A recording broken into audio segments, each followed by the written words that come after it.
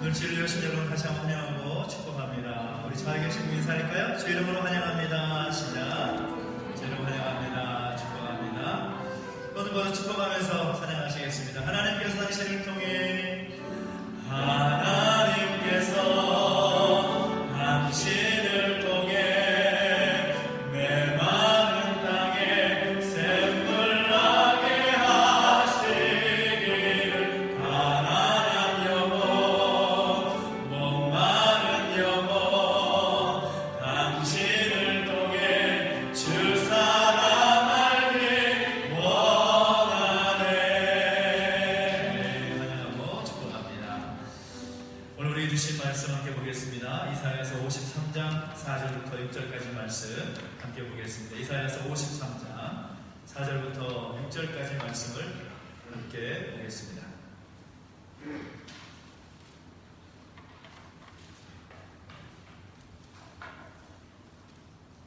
이사야 53장 4절부터 6절까지 말씀 우리 함께 4절부터 6절까지 다 함께 같이 공동하겠습니다. 함께 있습니다. 시작. 그는 실로 우리의 질고를 지고 우리의 슬픔을 당하였거늘 우리는 생각하기를 그는 징벌을 받아 하나님께 맞으며 고난을 당한다 하였노라. 그가 찔림은 우리의 허물 때문이요 그가 상함은 우리의 죄악 때문이라. 그가 징계를 받음으로 우리는 평화를 누리고 그가 채찍에 맞음으로 우리는 나음을 받았도다. 우리는 다 양 같아서 그를 행하여 각기 제 길로 갔거늘 여호와께서는 우리 모두의 죄악을 그에게 담당시키셨도다. 아멘. 한 번 더 기도하겠습니다. 하나님 아버지 감사합니다. 오늘 우리 가운데 또 대림절 기간 가운데 주신 그 마음을 또 그 하나님의 뜻을 함께 나눌 수 있도록 인도하시니 감사를 드립니다. 주님 오심의 그 목적과 의미를 되새길 때에 우리 가운데 도전이 되고 다시 한번 감사와 기쁨이 우리 가운데 세워질 수 있도록 역사하여 주옵소서. 감사를 드리며 예수님의 이름으로 기도하옵나이다. 아멘. 할렐루야. 우리 하나님의 여러분과 함께하기를 예수 이름으로 축복합니다. 아멘. 대림절 기간 특별히 예수님께서 이 땅에 오심의 그 의미와 그 목적을 함께 나누면서 기간을 보내고 있는데요. 계속해서 말씀드렸다시피 예수님은 이 땅에 오신 목적과 또 그 의미를 말씀할 때 자신의 입으로 분명히 말씀해 주십니다. 왜 예수님께서 이 땅에 오셨는가? 예수님의 오심의 그 의미와 목적은 과연 무엇인가? 그것을 우리에게 말씀해 주시는데 크게 네 가지라고 말씀을 드렸었습니다. 여러분 기억나시는지 모르겠어요. 첫 번째는 잃어버린 자를 찾기 위해서 오셨다라고 말씀하시고, 또 지난주에는 섬기기 위해서 이 땅에 오셨다라고 말씀하셨고, 또 오늘 함께 나눌 내용이지만 대속물로 주기 위해서 이 땅에 오셨다. 그리고 평풍성하게 하시기 위해서 이 땅에 오셨다라는 그 네 가지 분명한 목적을 주님께서 말씀하십니다. 오늘 함께 나눌 말씀의 내용은 이것입니다. 예수님은 이 땅에 오신 그 목적이 무엇이냐? 대속물로 주시기 위하여서 이 땅에 오셨다라는 것을 말씀하시고 있다는 것이죠. 여러분 들어보셨는지 모르겠습니다. 대속물의 법칙이라는 말이 있습니다. 대속물의 법칙. 모든 행동과 또 모든 물건에는 대속물이 필요하다라는 겁니다. 예를 들면 우리가 시장에 가거나 또 마트에 가서 물건을 사려고 할 때는 물건 사려고 할 때 필요한 것이 있습니다. 그것이 뭔가 하면 그 물건에 대한 값을 지불해야 되는 거죠. 그 물건을 그냥 가지고 오면 뭐라고 하죠? 그것은 도둑질이라고 합니다. 도둑질. 그런데 그 물건에 대해서 내 값을 지불하고 나올 때 그 물건이 비로소 내 것이 될 수가 있다는 겁니다. 그 물건값, 그것이 바로 대속물이 되는 거죠. 그리고 농부가 씨를 뿌리고 또 한 해 동안 열심히 잘 가꾸어서 열매를 거두게 되는데 그 열매를 거두기 위해서 얼마나 많은 그런 수고의 과정이 필요한지 모릅니다. 땀이 필요하고 노력이 필요하고 그런 과정들이 필요한 것이죠. 그 열매를 맺기 위해서, 열매를 거두기 위해서 들어가는 모든 것들이 바로 대속물이 될 수가 있을 겁니다. 마찬가지 과거 예수님께서 오시기 전에 그 구약시대라고 이름하는 그 시대에는 하나님의 백성들이 가진 그 죄의 문제를 해결하기 위해서는 죄의 값으로 짐승을 대신 죽여서 제사를 드림으로 그 제사를 드릴 때 비로소 자신의 죄를 용서받는 대속이 이루어지게 되었습니다. 그래서 그때에 내 죄 때문에 대신 죽게 된 제물을 뭐라고 말하는가 하면 대속 제물이다 라고 표현을 하는 겁니다. 대속 제물. 그래서 그 대속 제물로서 흠이 없는 소나 양이나 또 염소나 비둘기가 대신 피를 흘리고 죽음으로 말미암아 내가 가진 그 죄의 문제가 해결되는 그런 일들이 구약시대에 일어났다는 거죠.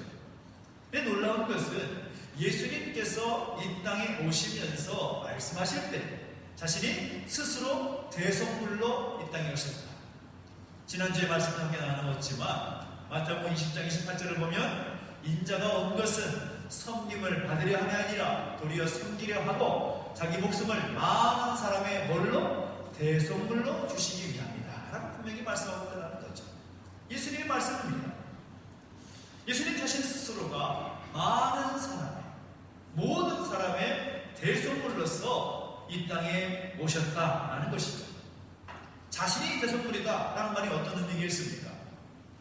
예수님께서 십자가에서 다 이루었다 라고 말씀하시는 순간에 지난 2000년 동안에 유지되어 왔던 제사의 모든 제도가 성전에서의 제사의 제도가 이제 종료가 되고 이제 제사를 드리면서 죄를 용서받았던 그런 모습들이 종료가 되고 이제 예수님의 보혈, 예수님이 십자가 지심을 믿는 그 사람들에게 모든 죄가 대속되는 그런 은혜의 시대가 시작이 되었던 것이죠.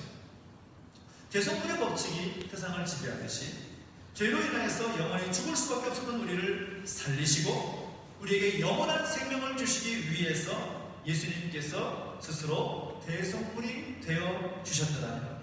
놀라운 은혜가 아닐 수 없는 거죠. 그 대속물 대신 예수님의 은혜로 말미암아 오늘 우리에게 영원한 생명이 주어지게 되었다는 사실입니다. 할렐루야! 이것이 얼마나 감사한 것인지 모릅니다. 세상에 어느 누구가 우리의 죄를 위해서 죽을 수 있다는 말입니까? 이런 이야기는 여러분 많이 들어보셨을지도 모르겠는데요. 노르웨이의 한 교회는 그 종탑에 십자가를 걸어놓는 것이 아니라 십자가와 또 하나 더 양의 모습을 새겨서 조각해 놓았다는 이야기가 여러분 들어보시지 않았습니까? 어느 사람이 그 이유를 묻는 것이죠. 아니 왜 교회 종탑에 십자가만 있는 것이 아니라 양의 형상이 조각이 되어 있습니까? 근데 교인들의 대답이 이렇습니다. 교회를 지을 때 건축비가 너무 부족해서 기술자들을 다 돌려보내고 이제 교인 스스로가 또 함께 몸으로 봉사하면서 교회를 지었습니다. 그런데 그러다가 교인 한 명이 그 종탑을 만들어 가다가 종탑 위에서 일하다가 떨어져 버린 거죠. 모두가 다 죽었다 라고 생각을 하고 달려가 보니까 살아있었던 것입니다. 그런데 보니까 마침 그 종탑을 지을 때에 밑으로 지나가는 양떼가 있었는데 그 양떼 위로 그 사람이 떨어진 겁니다. 그랬더니 그 양은 죽고 그 사람은 살게 된 거죠. 그렇게 이야기를 하면서 구약의 의미인 이 양을 함께 십자가와 함께 조각에 넣으면서 구약의 그 대속의 의미, 신약의 그 십자가의 대속의 의미를 함께 되새기기 위해서 이렇게 조각에 놓았다라는 것입니다. 그 말이 참 일리가 있는 말이죠. 구약시대에 있어서 대속 제물은 양과 같은 짐승이었지만 신약시대에는 대속의 제물은 오직 예수님밖에 없다라는 것을 말하고 있는 상징적인 이야기라고 할 수가 있을 겁니다. 근데 오늘 본문을 보십시오. 오늘 본문의 5절 말씀에 분명히 말하고 있지 않습니까? 여러분 자막을 통해서 같이 함께 읽어볼까요? 이사야서 53장 5절 말씀 같이 한 목소리로 함께 읽어보겠습니다. 시작! 그가 찔림은 우리의 허물을 위하며 그가 상함은 우리의 죄악을 위함이라. 그가 징계를 받음으로 그가 채찍에 맞음으로 우리가 나음을 입었도다 라고 말씀하고 있습니다. 이사야 선지자는 고백할 때에 하나님께 주신 마음을 증거하고 있는데 장차 오실 메시아가 찔림을 당하고 사함을 당하고 징계를 받고 채찍을 받는 이유는 무엇인가? 네 가지의 분명한 대속의 의미가 있다는 것을 고백하고 있다는 거죠. 특별히 이사야서는 구약에 위치하고 있지만 구약 속에 신약과 같은 메시지가 담겨져 있는 성경이라고 할 수가 있습니다. 왜냐하면 이사야 선지자가 이제 앞으로 오실, 아직 오지 않았지만 앞으로 오실 메시아에 대해서 증거하고 있고 그분은 어떤 분이신가에 대해서 선포하고 있는 말씀이기 때문에 구약에서 이사야 선지자의 위치는 바로 신약의 내용들을 담고 있는, 그래서 구약 속의 신약이다 라는 말을 하고 있습니다. 칼빈이라는 분이 이렇게 말했습니다. 이사야 53장은 예수 그리스도의 이력서와도 같다라는 말을 했습니다. 그만큼 앞으로 오실 메시아이신 예수 그리스도에 대해서 아주 자세하게, 그분이 이 땅에서 어떤 역할을 감당하실지, 어떤 일을 당하실지에 대해서 정확하게 예언하는 그 말씀대로 성경은 이루어지는 것을 우리는 복음서의 내용을 통해서 보게 된다는 거죠. 사람들은 평안을 좋아하지만 예수님은 고난을 자초하셨습니다. 사람들은 밝게 살려고 했지만 예수님은 그 어둠 속에서 돌아가셨습니다. 사람들은 받으려 하고 또 사람들은 누리려고 하고 사람들은 더 살려고 하지만 예수님은 오히려 주시려고 하고, 예수님은 오히려 돌아가셨고 또 예수님은 오히려 삶을 포기하고 죽으셨다라는 겁니다. 사람들은 위에 있기를 바라는데 예수님은 친히 낮은 자리에 계셨습니다. 사람들은 싸우려고 하는데 예수님은 모든 것을 없애버리시고 무너뜨려버리셨습니다. 특별히 본문을 보면 예수님께서 대속제물로 오실 그 모습에 대해서 특별히 네 가지 차원을 우리에게 말씀하고 있는데, 예수님은 과연 대속제물로서 어떠한 일을 이루시기 위하였습니까? 대속제물의 그 의미는 과연 무엇인지 우리에게 설명하고 있다는 거죠. 그 첫째는 무엇입니까? 예수님은 허물의 대속물이 되어 주셨다는 겁니다. 허물의 대속물이 되어 주셨다. 그가 찔림은 우리의 허물을 위함이요 라고 말씀하고 있습니다. 허물이라는 것은 사전적인 의미로 볼 때에는 그릇져지는 실수, 작은 과실, 이런 것들을 허물이다 라고 표현을 합니다. 예수님은 우리가 지었던 작은 실수, 모르고 지었던 그 죄까지도 다 짊어지시고 죽으셨다는 겁니다. 우리가 기도할 때 종종 이렇게 기도하지 않습니까? 하나님, 우리가 알고 지은 죄, 모르고 지은 죄 용서해 주십시오. 그 모르고 지은 죄의 범주가 바로 허물에 포함되는 내용이라고 할 수가 있을 겁니다. 그런데 예수님은 그 허물로 인하여서 오늘 우리의 그런 작은 실수, 그 허물까지라도 그것을 해결하시기 위해서 친히 찔리셨다는 겁니다. 찔리셨다. 이한림 목사님의 상처는 인생의 보물지도다라는 책이 있는데 그 책의 내용을 보면 이런 내용이 있습니다. 어느 날 교회에 가족 찬송 경연대가 있었는데 한 집사님이 찬송을 부르다가 가사를 틀려버린 거죠.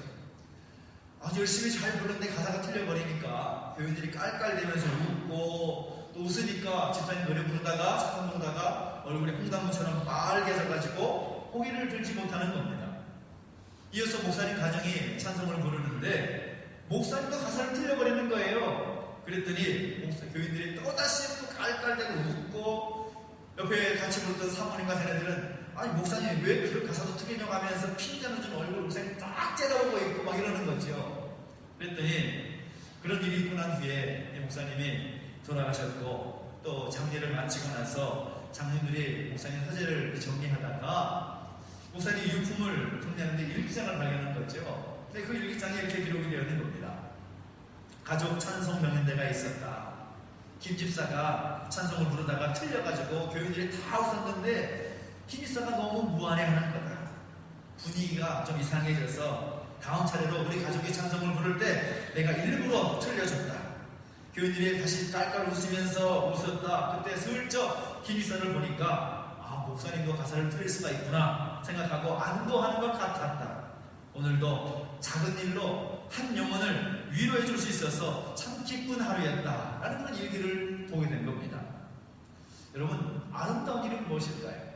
아름다운 일은 남의 허물을 감춰주는 것, 다른 사람의 허물이 있다면 그 허물을 가려주는 것, 참 아름다운 모습인 것이죠. 예수님께서 대속제물로 이 땅에 오셨다는 그 의미는 우리의 작은 실수, 우리의 허물, 말로 다 할 수 없는 그런 작은 것까지라도 가려주시고 감춰주시기 위해서 친히 대속 제물로 이 땅에 오셨다는 것을 우리에게 말씀하고 있다는 겁니다. 예수님 그런 분이십니다. 우리가 얼마나 많은 실수가 있습니까? 말로 하는 실수, 행동으로 하는 실수, 정말 다 말하지 못하고 우리가 생각지도 못했던 실수를 하는 사람들인데, 그런 허물까지라도 주님께서는 감춰주시기 위해서, 그 허물을 가려주기 위해서 이 땅에 대속제물로 오셨다는 사실을 기억할 때 우리 하나님께 감사와 영광을 올려드릴 수 있는 우리 모두 되시기를 예수 이름으로 축복합니다. 또 두 번째 의미는 무엇인가 하면, 예수님의 대속제물의 의미는 바로 죄악의 대속제물이 되셨다는 것을 말씀하고 있다는 거죠. 그가 상함은 우리의 죄악을 인함이라 라고 말씀하고 있습니다. 우리의 허물의 대속제물이 되셨을 뿐만 아니라 우리의 죄악의 대속물이 되어주셨다는 거죠. 허물이라는 것이 우리가 모르고 지은 그런 작은 실수에 포함하는 범죄라고 한다면, 죄악이라는 것은 알고도 지은 죄를 죄악이라고 말할 수가 있을 겁니다. 예수님께서 온몸 상함으로 말미암아 가시관으로 머리가 상하시고, 그런 군병들의 채찍과 그 창으로 인하여 온몸이 상하시는 그 상하신 이유가 무엇이냐, 그 상함의 그 목적이 무엇이냐, 바로 우리의 죄악의 문제를 해결하시기 위해서라는 것입니다.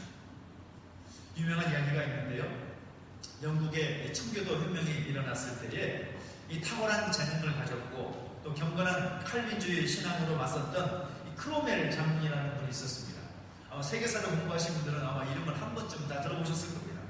근데 그 당시에 이 병사 한 사람이 죄를 지어서 사형 선고를 받게 된 거죠. 전시와도 같은 상황 속에서 죄를 지으면 거의 군일로 인해서 거의 사형입니다. 그 사형이 마침 교회당 옆에 있는 광장에서 저녁 종소리와 함께 집행될 예정이었는데, 마침 그 병사에게는 사랑하는 여인이 있었던 거죠. 그 여인이 사랑하는 사람을 살리기 위해서 크로멜 장군을 찾아가서 용서를 구합니다. 살려주십시오. 제가 어떤 벌이라도 받겠으면 살려주십시오. 그 엄격한 장군은 그 여인의 말을 들어줄 수가 없는 겁니다. 들어줬다가 또 군율이 또 와해될 수 있는 그런 일도 있었기 때문에 함부로 허락해주지 못하고 그냥 사형을 집행하기로 결정을 한 거죠. 여인이 도저히 안 되겠다 싶어서 교회 종탑에 올라갑니다.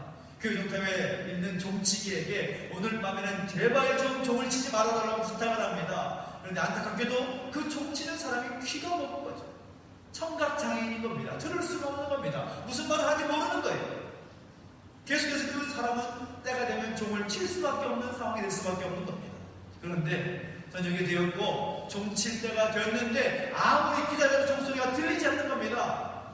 그 장군이 이상해서 가보니까 그 종 앞에는 그 여인이 자신에게 와서 사랑한 남자의 그런 생명을 구했던 그 여인이 핏주성이가 돼가지고 종 앞에 쓰러져 있는 겁니다. 종은 쳤지만 그 종을 막기 위해서 필사적으로 자신의 몸을 던진 거죠. 다시 생명은 붙어 있어서 그 장군이 봤을 때 그 여인의 인생이 감동이 돼서 그 사형수는 생명을 얻게 되었다는 이야기가 있습니다. 예수님의 사랑은 어떤 사랑인가?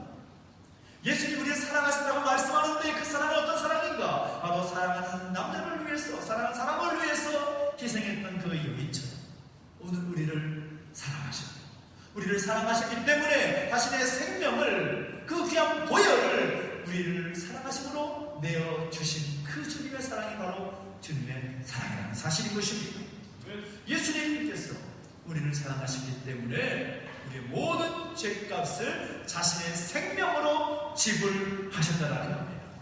주님의 그 사랑은 바로 우리의 죄악을 위함이라는 겁니다. 우리의 모든 죄악을 씻기기 위하여서 대속으로 주님 주신 주님을 우리는 우리는 기억하면서 감사해야 될 줄로 믿습니다. 대속이고 세 번째는 무엇입니까? 세 번째, 예수님께서 이 땅에 대속제물로 오셨다는 의미는 평화의 대속물로 이 땅에 오셨다라는 것을 이사야 선지자는 증거하고 있다는 거죠. 그가 징계를 받음으로 우리가 평화를 누리고 라고 말씀하고 있습니다. 그가 징계를 받음으로 허물을 없애기 위해서 대속물이 되셨고 죄악을 씻기 위해서 대속물이 되셨습니다. 그리고 온 인류 가운데 평화를 주시기 위하여서 대속물이 주셨다라는 겁니다. 대속물이 되셨다라는 겁니다. 아무 죄도 없으신 예수님께서 이 땅에서 세상의 그 징계를 받으셨다는 거죠. 우리와 하나님 사이에 막혀있던 담을 허무시고 화평을 이루시기 위하여서 주님께서 자청하신 그런 고난이었습니다. 주님 받으신 징계였습니다. 메이어라는 랍비 한 분이 계셨는데요, 이 랍비가 말씀을 잘 가르치는 겁니다.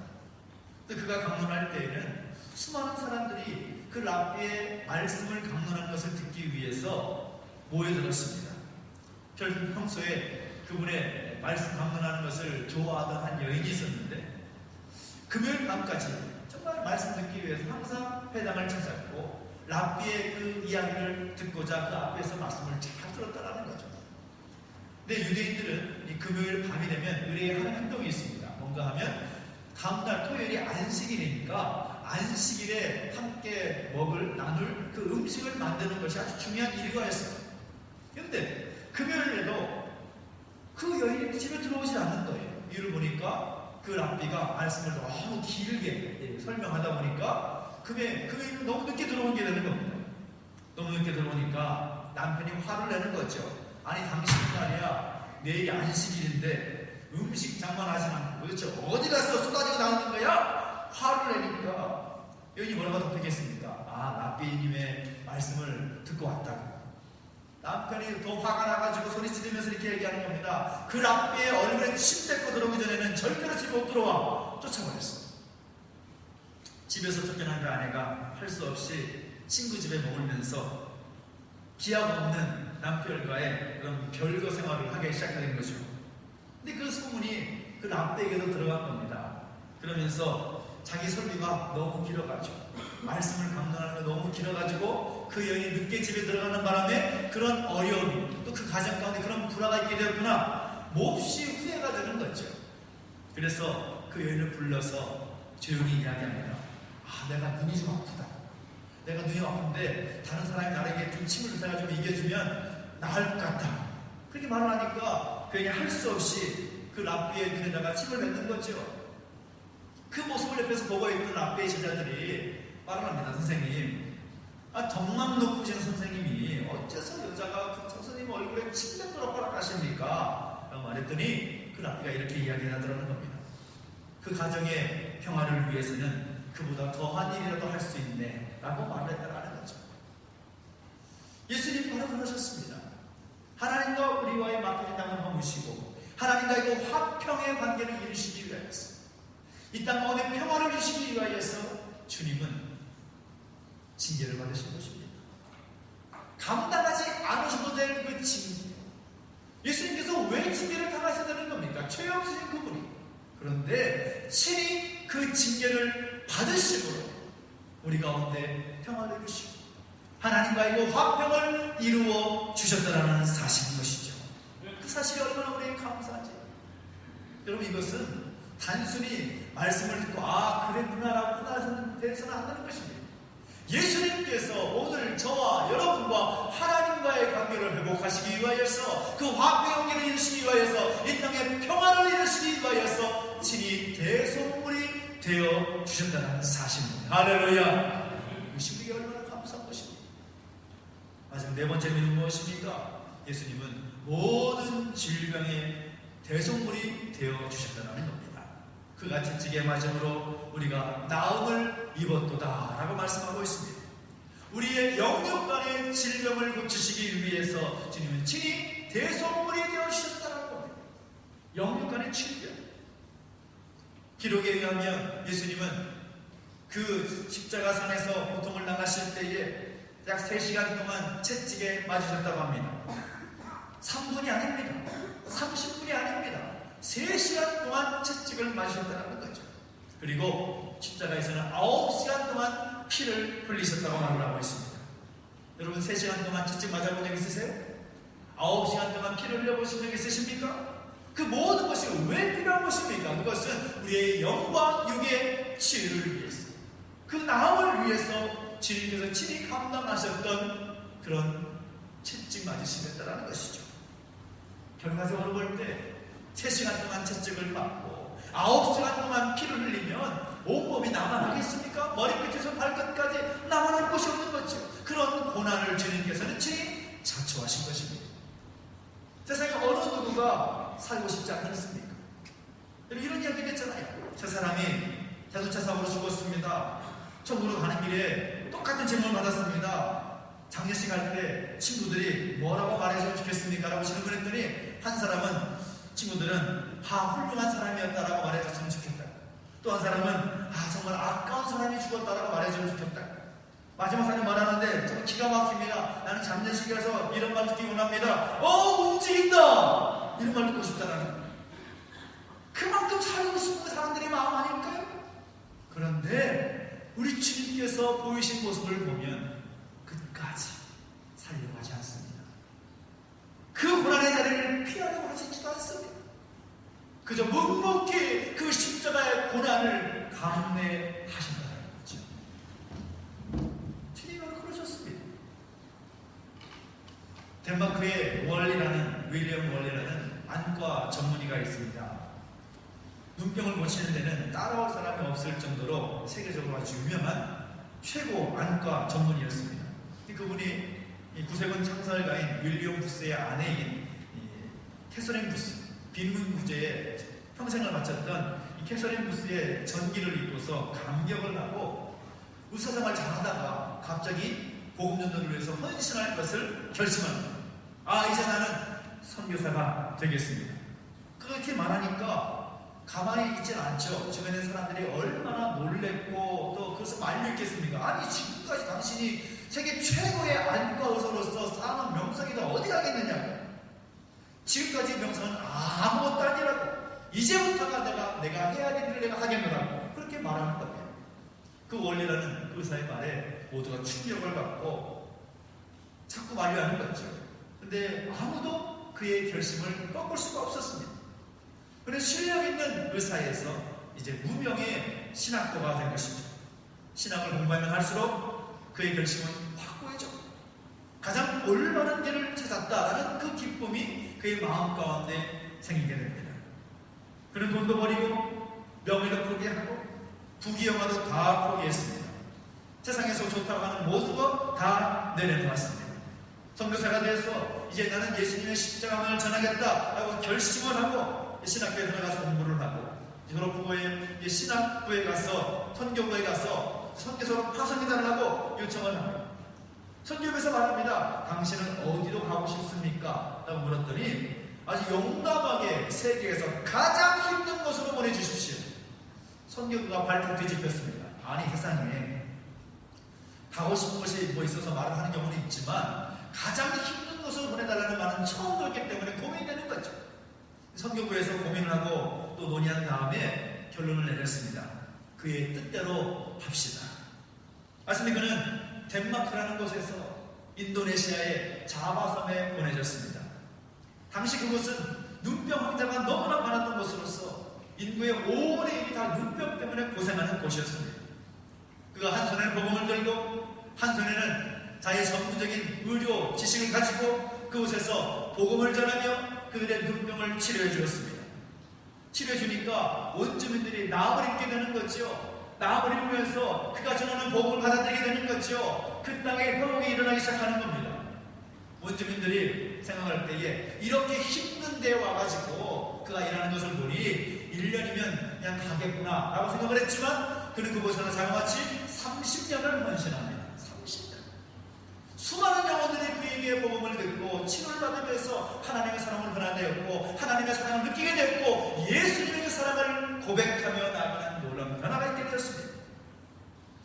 모든 사람들이 30년의 그 사역을 마치고 났을 때 그를 칭송하고 국가는 그에게 큰 훈장을 내려주었다는 거죠. 그 원주민들의 질병을 짊어지기 위해서 이 땅에 갔던 원리라는 그 의료선교사처럼 예수님은 그 이상의 우리의 영육의 모든 질병의 문제를 해결하시기 위하여서 이 땅에 진히 대속 제물이 되어 주셨다는 겁니다. 주님께서 그 모든 질병을 짊어지심으로 말미암아 지금도 수많은 사람들이 나음을 입고 회복을 입고 하나님의 백성으로 세워지게 되었다는 걸 생각할 때에 얼마나 감사합니까? 그 주님의 그 대속의 제물로서 이 땅에 오신 것은 바로 오늘 우리가 이곳에 앉아있는 그 의미가 되는 것이기도 하는 겁니다. 우리의 영을 고치시기 위하여, 우리의 육신의 모든 질병까지도 치유하시기 위하여 주님께서 이 땅에 친히 대속제물로 이 땅에 오셨다는 사실, 이것을 기억하면서 우리 주님을 찬양하며 높이며 나아갈 수 있는 우리 모두가 되시기를 예수 이름으로 축복합니다. 인자가 온 것은 섬김을 받으려 함이 아니라 오히려 섬기려 하고 자기 목숨을 많은 사람의 대속물로 주려 함이니라. 주님은 대속물로 땅에 오셨습니다.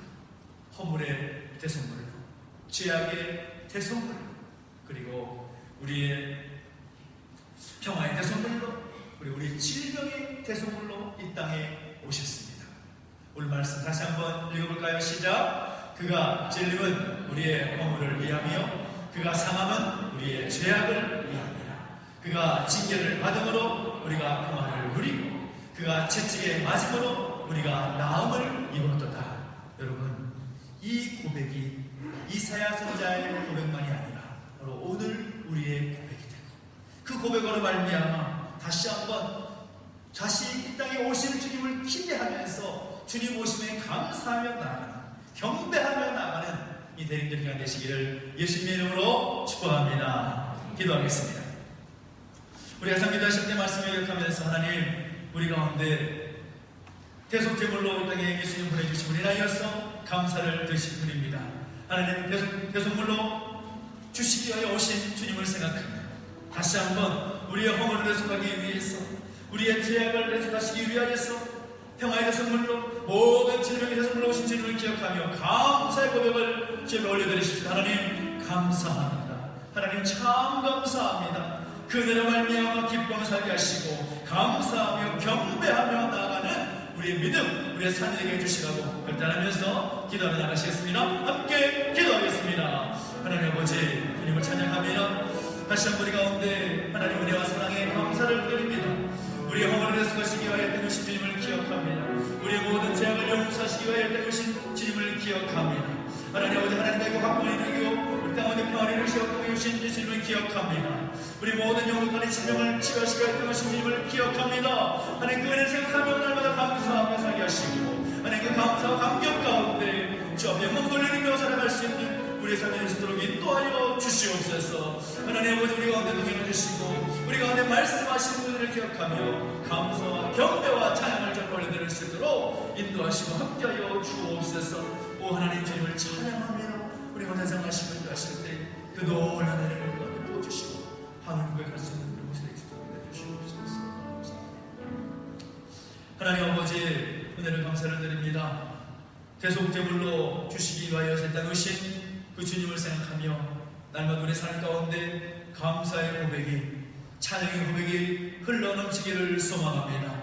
이사야 선지자의 그 고백이 바로 나의 고백이 되게 해주시옵시고 우리의 믿음의 고백이 되게 하여 주시옵소서. 감사를 드리며 예수님의 이름으로 기도하옵나이다. 아멘.